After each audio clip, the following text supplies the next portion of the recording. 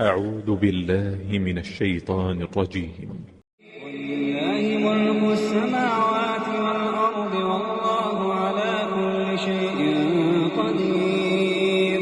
إن في خلق السماوات والأرض واختلاف الليل والنهار لآيات لأولي الألباب